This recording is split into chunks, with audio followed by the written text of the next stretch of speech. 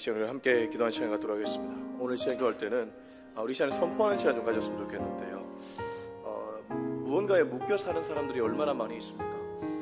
경제적인 문제에 묶여 있는 사람도 있고, 자녀의 문제에 묶여 있는 사람도 있고, 또 자기가 인생을 풀어가는데 풀리지 않아서 어떤 문제에 골몰하는, 이렇게 묶여 살아가는 사람이 얼마나 많은지 모르겠습니다. 이 시간에 우리가 한번 선포할 때 예수님의 이름으로 아버지 하나님, 저들의 묶인 거에서 자유로워질 수 있도록 도와주시고, 무엇보다 그들이 주님께 나와 주님을 만나는 역사가 있게 해달라고 우리 가까운 주변에 묶여있는 분들을 위해 다 같이 한번 기도했으면 좋겠습니다. 기도하겠습니다.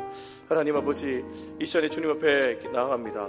하나님, 정말 열심히 살고는 있지만 방향이 맞지 않아서 정말 풀리지 않고 무언가에 묶여서 아버지 하나님 평생을 힘들어하는 분들이 많이 있습니다. 아버지, 부모 자식 간의 관계의 문제에 묶여있는 사람도 있고, 돈 문제에 묶여서 평생 허덕거리는 사람도 있고, 하나님, 인생이 정말 아이러니한 그런 사람들이 얼마나 많이 있습니까? 이 시간에 부족하지만 주님께 간구합니다. 예수님의 이름으로 그 모든 묶인 거에서 자유로워지는 역사가 있게 하여 주시옵소서. 무엇보다 그들이 주님께 나와야 될 것입니다. 주님께 나와 주님을 만나 주님께 부르짖고 주님을 경험함으로 저들이 모든 묶인 부분에서 자유로워지는 역사가 있게 하여 주시옵소서. 주님, 우리에게 자유를 주시는 분입니다. 주의 영이 있는 곳에 참 자유가 있다는 말씀을 기억합니다. 주님의 영 안에서 참 자유를 누릴 수 있는 저들 되게 하여 주시옵소서. 주님, 우리를 감사케 하는 분입니다. 주님, 우리를 기쁘게 하는 분입니다. 주님 안에서 참 감사와 참 기쁨을 누릴 수 있는 저들의 인생이 되게 하여 주시옵소서. 하나님 아버지, 오늘도 우리 자신을 위해 또 우리 가까운 이웃들을 위해 기도합니다. 하나님, 내가 지금 무언가에 묶여있다면 다시 한번 주님 안에 들어가 참 자유를 누리게 하시고, 또한 그 자유를 나만 누리는 것이 아니라 우리 주변에 가까운 이들, 정말 무언가에 눌려서 살아가는 모든 이들이 주님과 교제함으로 묶인 부분에서 완전히 자유케 되는 역사가 있게 하여 주시옵소서. 예수님의 이름으로 기도합니다. 아멘. 네, 오늘은 사도행전 23장 12절에서 30절까지의 말씀입니다. 사도행전 23장 12절에서 30절까지의 말씀인데, 읽기는 23절에서 30절을 읽도록 하겠습니다. 사도행전 23장 12절에서 30절인데 읽기는 23절에서 30절을 읽고 말씀은 12절에서 30절을 나누도록 하겠습니다. 23장 23절 시작. 백부장 둘을 불러 이르되 밤 제3시에 가이사랴까지 갈 보병 200명과 기병 70명과 창병 200명을 준비하라 하고, 또 바울을 태워 총독 벨리스에게로 무사히 보내기 위하여 짐승을 준비하라 명하며, 또 이 아랴와 같이 편지하니 일렀을 때 글라우디오 루시아는 총독 벨릭스 각하에게 문안하였다. 이 사람이 유대인들에게 잡혀 죽게 된 것을 내가 로마 사람인 줄 들어 알고 군대를 거느리고 가서 구원하여다가 유대인들이 무슨 일로 그를 고발하는지 알고자 하여 그들의 공회로 데리고 내려갔더니 고발하는 것이 그들의 율법 문제에 관한 것뿐이요 한 가지도 죽이거나 결박할 사유가 없음을 발견하였나이다. 그러나 이 사람을 해하려는 관계가 있다고 누가 내게 알려주기로 곧 당신께로 보내며, 또 고발하는 사람들도 당신 앞에서 그에 대하여 말하라 하였나이다 하였더라. 아멘. 간혹 성경에는 말도 안 되는 싸움이 일어날 때가 있습니다. 이를테면 엘리야가 바알과 아세라를 섬겼던 그 거짓 선지자라고 해야 될까요? 그들과 850대 1의 싸움을 했죠. 말도 안 되는 싸움입니다.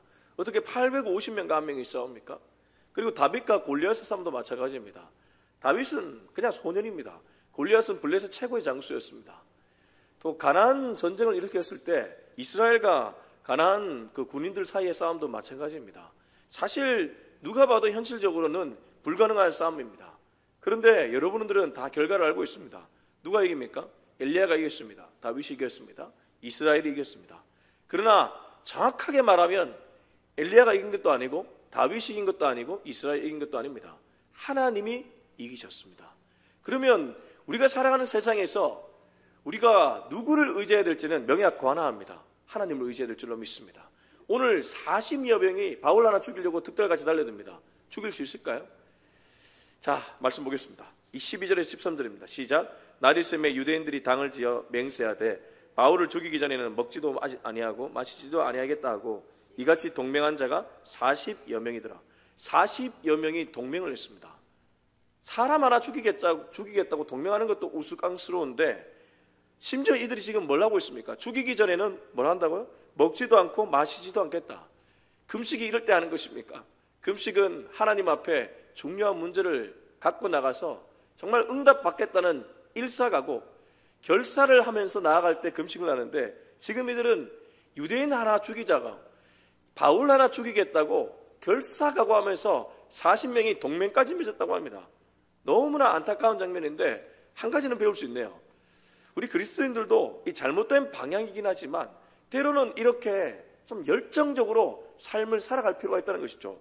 물론 이들은 사람을 죽이려는데 열정을 쏟았습니다. 잘못된 열정이죠. 잘못된 방향입니다. 그러나 우리는 이런 열정조차 없다면 세상 사람들보다 못할 때가 있다는 것이죠.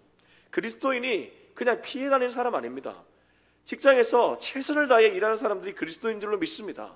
저로 목회자로 비유하면 최선을 다해 아침 예배, 주일 예배, 또 기도회를 인도하며 성도님들을 섬기고, 성도님들은 또 세상에서 여기 교회가 가끔씩 내가 기도하는 자리는 돼야 되겠지만 내 주 무대는 아니잖아요.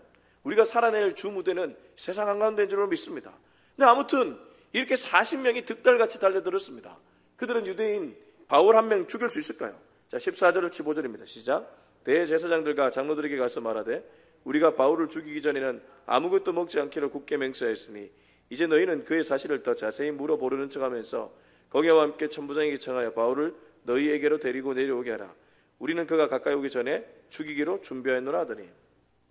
자, 다수가 모였고 다수가 모이면 자기들이 옳다는 생각에 빠집니다. 언제나 그렇습니다. 그런데 앞서 제가 얘기했던 엘리야, 다윗, 이스라엘 소수였지만 그들이 영적으로 보면 옳았습니다. 왜냐하면 하나님이 그들과 함께 있기 때문입니다. 그리스도인은 이 부분에 대해서 명확한 기준을 갖고 있어야 됩니다. 다수가 옳은 것이 아니라 하나님이 함께 계신 곳이 옳은 줄로 믿습니다. 그러면 우리는 누구나 언제나 어디 편에 서야 됩니까? 하나님 편에 서야 될 줄로 믿습니다. 지금 이들은 하나님 편이 아닙니다. 하나님 편이 아니다 보니까 이들이 사용하는 무기는 힘입니다. 그리고 겉모술수입니다. 세상 사람들의 방식을 그대로 차용하고 있습니다. 세상 사람들이 하나님을 몰랐을 때 주로 힘에 귀를 기울이고 그리고 동시에 겉모술수를 쓰게 되죠. 이들은 대제사장과 장로들에게 가서 말합니다. 우리가 바울을 죽이기 전에는 아무것도 먹지 않기로 굳게 맹세했다. 마치 자기들이 대단한 힘을 가진 것 마냥 대제사장과 장로들에게 그렇게 윽박대고 있습니다. 그리고 나서 뒤에 내용까지 보면 15절 이제 너희는 그의 사실을 더 자세히 물어보는 척하면서 그의 사실을 바울의 사실을 더 자세히 물어보려는 척하면서 공회와 함께 천부장에게 청하여 바울을 너희에게 데리고 내려오게 하라. 그러나 문제는 뒤에 있죠. 우리는 그가 가까이 오기 전에 죽이기를 준비했노라. 그러니까 매복하였다가 바울이 오면 기습 공격해서 죽여버리겠다. 그의 숨통을 끊어버리겠다. 그렇게 힘으로 찍어 누르고 있습니다. 자, 여러분, 힘으로 찍어 누른다고 하나님의 뜻이 꺾일까요? 힘으로 찍어 누른다고 하나님의 뜻이 꺾이는 것을 저는 성경 전체에서 단 한 번도 본 적이 없습니다. 힘으로 찍어 누른다고 하나님이 정하신 뜻은 절대 꺾이지 않는다는 것이죠. 하나님은 23장 11절에 바울에게 이렇게 말씀하셨습니다. 담대하라. 내가 예루살렘에서 나의 일을 증언한 것 같이 로마에서도 증언하여야 하리라 하시니라. 이게 하나님의 뜻입니다. 무엇입니까? 바울을 반드시 로마 땅에 보내겠다는 것이 하나님의 뜻입니다. 근데 40여 명이 힘을 갖고 한번 겉모술수를 갖고 바울을 죽이려고 해도 하나님의 뜻을 꺾을 수 없다는 것입니다. 하나님은 이들이 상대할 수 있는 분이 아니기 때문입니다. 우리 그리스도인이 두려워야 될 것이 무엇입니까? 오직 하나님 한 분을 두려워야 될 줄로 믿습니다. 세상에 아무리 커 보이고 힘이 대단해 보이고 겉모술수로 나를 찍어 누리려고 해도 하나님의 뜻을 꺾을 수 없다는 사실에 위로받을 수 있는 저와 여러분이 될 수 있길 주의 이름으로 축원합니다. 우리 16절부터 22절 길지만 쭉 읽어보겠습니다. 시작. 바울의 생질이 그들이 매복하여 있다 함을 듣고 와서 영내에 들어가 바울에게 알린지라. 바울이 한 백부장을 청하여 이르되 이 청년을 천부장에게로 인도하라. 그에게 무슨 할 말이 있다 하니 천부장에게로 데리고 와서 이르되 제수 바울이 나를 불러 이 청년이 당신께 할 말이 있다 하여 데리고 가기를 청하더이다 하매 천부장이 그의 손을 잡고 물러가서 조용히 묻되 내게 할 말이 무엇이냐. 대답하되 유대인들이 공모하기를 그들이 바울에 대하여 더 자세한 것을 묻기 위함이라 하고 내일 그를 데리고 공회로 내려오기를 당신께 청하자 했으니 당신은 그들의 청함을 따르지 마옵소서. 그들 중에서 바울을 죽이기 전에는 먹지도 않고 마시지도 않기로 맹세한 자 40여 명이 그를 죽이려고 숨어서 지금 다 준비하고 당신의 허락만 기다리다이다 하니 이에 전부장이 청년을 보내며 경계하되 이 일을 내게 알렸다고 아무에게도 이르지 말라 하고. 근데 하나님이 당신의 뜻을 실천할 때 당신의 사람들을 보내주십니다. 오늘 여기서는 바울의 생질, 바울의 조카랑 그리고 천부장입니다. 가까운 사람들이 하나님이 보내신 천사라는 것이죠.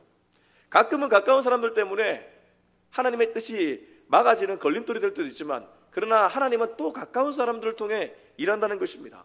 바울의 생질이면 누구겠습니까? 바울과 가까웠던 혈육 아니겠습니까? 근데 그 혈육이 이때 왜 하필 이 소식을 듣고 바울에게 찾아와서 얘기를 하게 됩니까? 이게 하나님이 보내신 것이란 거죠.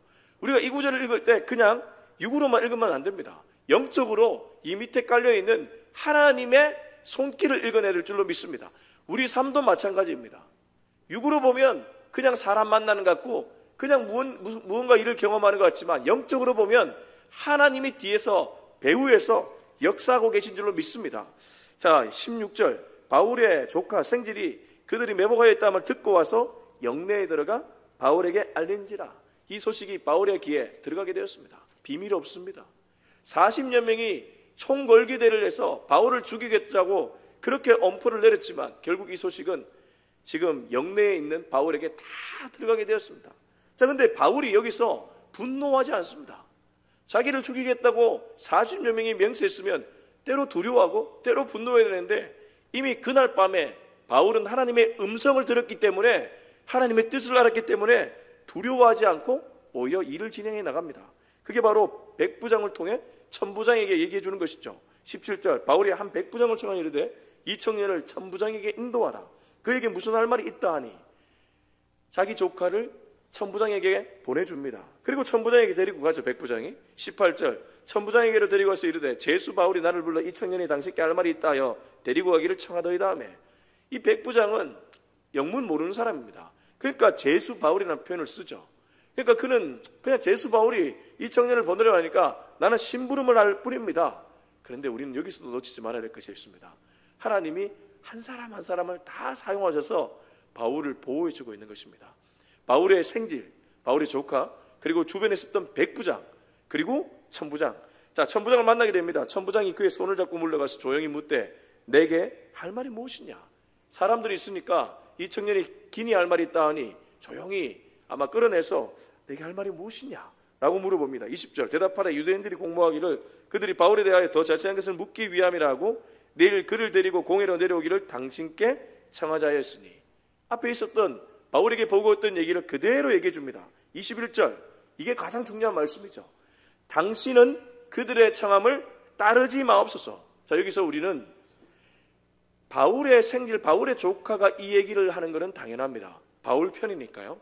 근데 천부장이 이 얘기를 듣고 들어줄지 안 들어줄지는 모릅니다. 왜냐하면 천부장은 바울 편으로 보기 어렵기 때문입니다. 그러나 하나님이 천부장의 마음을 만지면 어떻게 되겠습니까? 당연히 천부장이 그 말을 듣겠죠. 그러니까 이 말을 들은 천부장이 만약 생질의 말대로 한다면 그건 필시 뒤에서 하나님이 도와주시는 일이라는 거죠.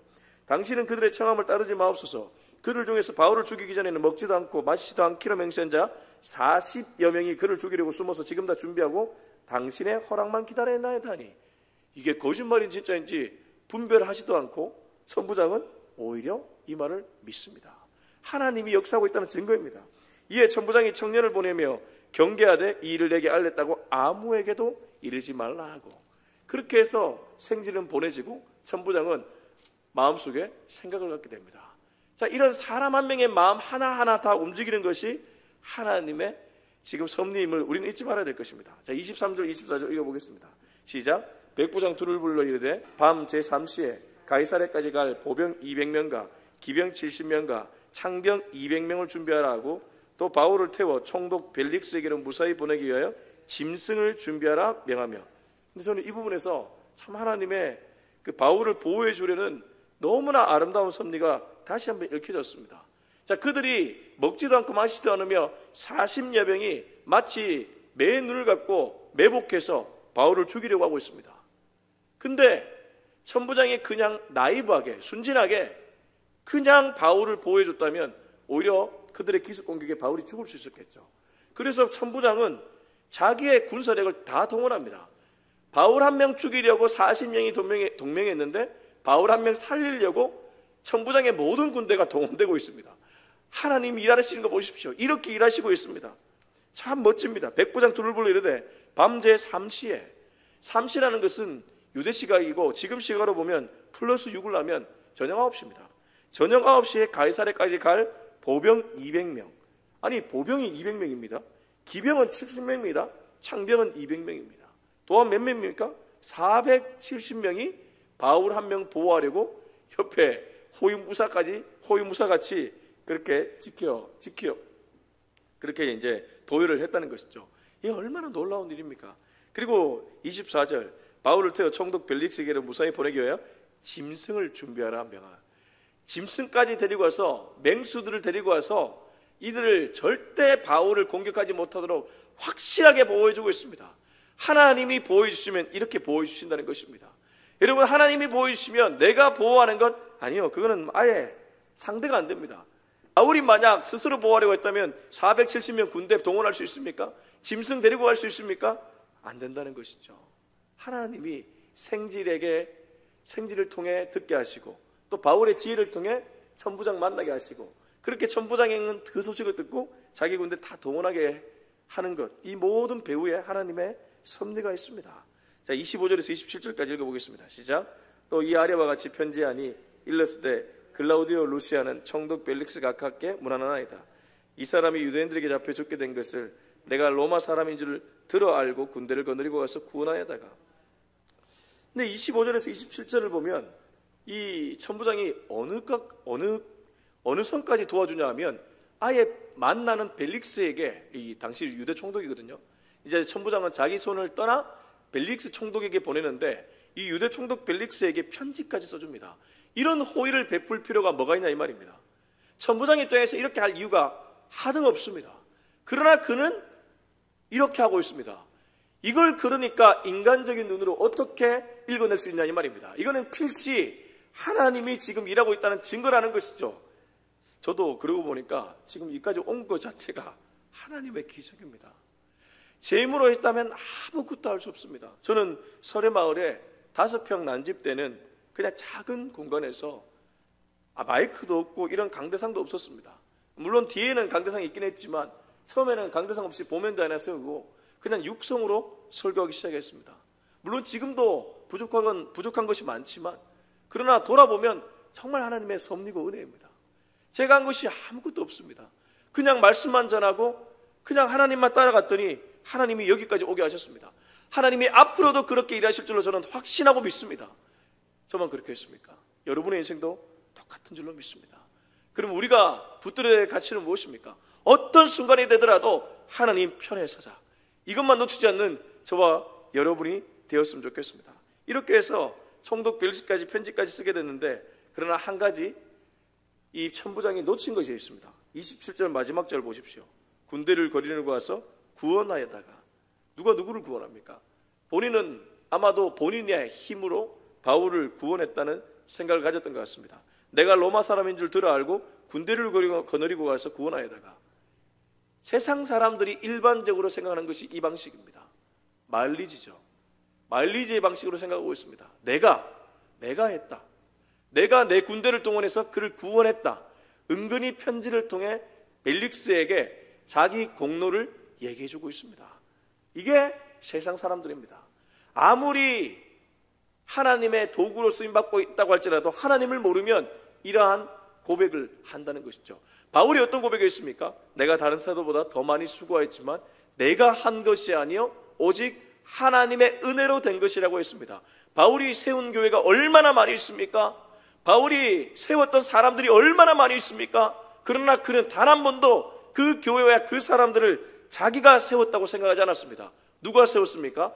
하나님이 세웠다고 그는 평생 생각했다는 것입니다. 열심히 살아놓고 마지막에 가서 자기 공로로 맞춰지는 인생들이 너무나 많이 있습니다. 열심히 살았다면 그 열심히 산 인생 자체가 하나님의 축복임을 잊지 않는 저와 여러분이 되었으면 좋겠습니다. 여러분 기억하십시오. 이 자리에 있는 것 모두 하나님의 은혜인 줄로 믿습니다. 자, 28절부터 30절까지 읽고 마무리하겠습니다. 시작. 유대인들이 무슨 일로 그를 고발하는지 알고자 하여 그들의 공회로 데리고 내려갔더니 고발하는 것이 그들의 율법 문제에 가는 것뿐이요 한 가지도 죽이거나 결박할 사유가 없음을 발견하였나이다. 그러나 이 사람을 해하려는 관계가 있다고 누가 내게 알려주기로 곧 당신께로 보내며 또 고발하는 사람들도 당신 앞에서 그에 대하여 말하라 하였나이다 하였더라. 자, 내가 마지막 이 말씀을 읽다가 이 생각을 갖게 되었습니다. 역시 천부장은 정치인이구나. 왜냐하면 앞에 28, 29절까지를 보면 분명히 바울이 죄가 없음을 그도 발견했습니다. 유대인들이 무슨 일로 그를 고발하는지 알고자 하여 그들의 공회로 데리고 내려갔더니 고발하는 것이 그들의 율법 문제에 관한 것뿐이요 한 가지도 죽이거나 결박할 사유가 없음을 발견하는 나이다. 쉽게 말해 단 한 가지도 바울은 감옥에 갇힐 이유가 없다는 것을 발견했습니다. 그러면 벨릭스에게 바울을 불쌍히 여겨달라는 마지막 말을 남겨야 됩니다. 근데 30절 보십시오. 그러나 이 사람을 해하려는 관계가 있다고 누가 내게 알려주기로. 자, 여기까지는 팩트 맞죠? 곧 당신께로 보냅니다. 그러면서 바울 이 사람을 불쌍히 여겨달라는 말을 남겼다면 아, 천부장은 그래도 꽤 괜찮은 사람이구나 라는 결론을 내릴 수 있는데 뒤에 보십시오. 또 고발하는 사람들도 당신 앞에서 그에 대하여 말하라 하였나이다 하였더라. 고발하는 사람들이 당신 앞에 가서 고발할 수 있도록 그들에게도 얘기를 해뒀습니다. 이 얘기하는 것 아니겠습니까? 지금 천부장은 누구 편입니까? 누구 편도 아닙니다. 그는 중간에서 딱 정치인 역할을 하고 있습니다. 이 사람 편도 아니고 이 사람 편도 아닙니다. 바울 편도 아니고 지금 이 고발하는 유대인 편도 아닙니다. 적당하게 바울이 죄가 없는 것처럼 보여지니까 이 사람 죄가 없는 것 같은데 또 유대인들이 워낙 거세게 함성을 지금 지르니까 너희들도 가서 고발해라 이렇게 편지 쓰고 자기는 싹 빠지고 있죠. 이게 정치인의 전형입니다. 근데 여러분 이 모습이 우리들의 모습이 되면 안 될 줄로 믿습니다. 여러분 우리들은 이렇게 돼서는 안 됩니다. 우리들은 언제나 하나님 한 분만을 모셔야 될 줄로 믿습니다. 애매한 태도를 가져서는 안 됩니다. 하나님이 왜 지금 온갖 사람들을 다 동원해서 바울을 보호해주고 있습니까? 바울이 하나님께 목숨을 걸었기 때문입니다. 바울 인생을 들여다보십시오. 지금 사실 본인이 감옥에 갇힐 이유가 하나도 없는 인물입니다. 하나님 전하다가 오해받고 누명을 뒤집어쓰고 지금 감옥에 갇혀 있는 것입니다. 그러나 그렇기 때문에 하나님이 바울을 보호해 주는 것이죠. 하나님 편에 서면 하나님이 반드시 그의 인생을 보호해 줄 줄로 믿습니다. 세상 사람들은 어리석다고 말할지도 모릅니다. 세상 사람들은 순진하다고 말할지도 모릅니다. 그런 시간에 다른 것을 더하라고 말할지도 모릅니다. 그러나 우리들이 가야 될 길은 바로 이 길입니다. 어떤 순간에도 하나님께 나아가서 애매한 태도를 취하지 않고 하나님의 사람답게 살아낼 수 있는 저와 여러분이 될 수 있길 예수님의 이름으로 축원합니다. 우리 같이 기도하겠습니다. 이 시간 기도할 때 주님, 정치인처럼 그냥 적당히 사람들의 눈치 보며 사는 인생 되지 않도록 도와주시옵소서. 오히려 정말 하나님의 편에서 하나님 안에서 살아가는 하나님의 사람 되게 하여 주시옵소서. 우리 같이 한번 기도하겠습니다. 하나님 아버지, 이 시간에 주님 앞에 나아갑니다. 하나님, 오늘 바울이 어떻게 살았는지를 목격하게 됩니다. 바울은 단 한마디 말도 제대로 하지 않지만 그는 하나님 편에 있었습니다. 그러나 천부장이나 백부장이나 유대인들이나 그들은 전부 하나님 편이 아니라 사람 편에 서거나 자기 생각에 갇혀 있었습니다. 하나님, 이런 모습을 보면서 얼마나 안타까운지 모르겠습니다. 우리가 가야 될 길은 분명합니다. 언제나 주님 편에 서는 것이 우리가 가야 될 길입니다. 주님 안에 거하는 것이 우리가 가야 될 길입니다. 주님, 언제나 주님 안에 거하는 우리가 되게 하시고 아버지 안에서 살아가는 인생들 되게 하여 주시옵소서. 세상 사람들을 두려워하면서 세상 사람들이 가는 그런 넓은 길을 고집하는 것이 아니라 오히려 주님이 걸어가신 그 좁은 길을 가면서도 아버지, 이것이 좁은 길이 아니라 주님이 함께하기 때문에 감사한 길입니다. 넓은 길입니다. 주님 감사합니다. 주님 감사합니다. 그렇게 고백할 수 있는 우리 모두가 되게 하여 주시옵소서. 이제는 우리 주 예수 그리스도의 은혜와 하나님의 사랑과 성령의 기름 부으심이 언제나 하나님 편에서 애매한 태도를 취하지 않고 하나님의 사람답게 살아가기로 다짐하는 우리 모두의 머리 위에 지금부터 영원토록 함께하기를 간절히 축원하옵나이다. 아멘.